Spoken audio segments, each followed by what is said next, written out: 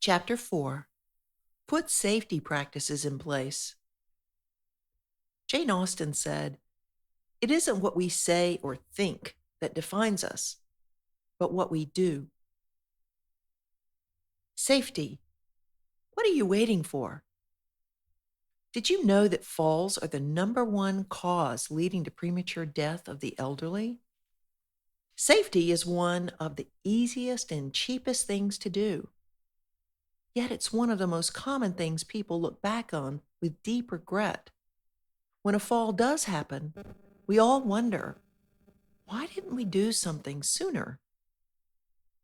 Of course, everyone has good intentions, but good intentions are not the same as taking the necessary steps to avoid a crisis. It's easy to deny signs of decline.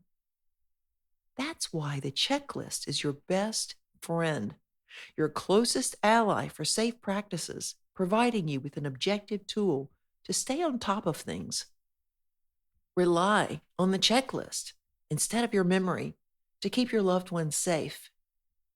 It's amazing how often people need to experience an actual crisis to realize the importance of being proactive.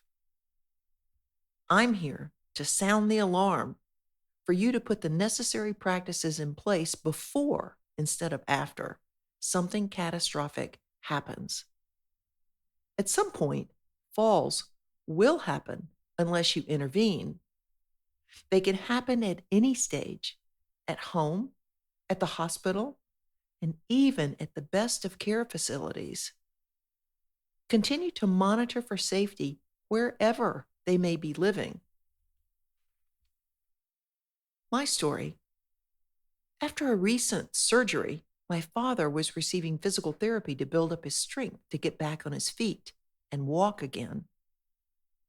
The process was painful and sometimes discouraging. Keeping him motivated was a day to day challenge. If he had given up at any point, he would never have walked again. As your loved one's advocate, it's important to stay engaged. Health challenges can reduce your loved one's ability to rebound, thereby reducing their quality of life. They need your ongoing support and encouragement. At the nursing home following therapy one day, my father was left alone too long after lunch.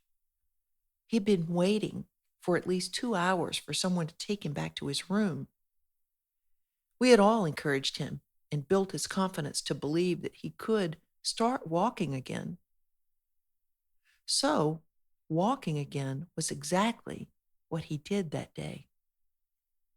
Frustrated by having to wait so long, Daddy stood up and began walking for the first time, just like we all encouraged him to do, except not alone.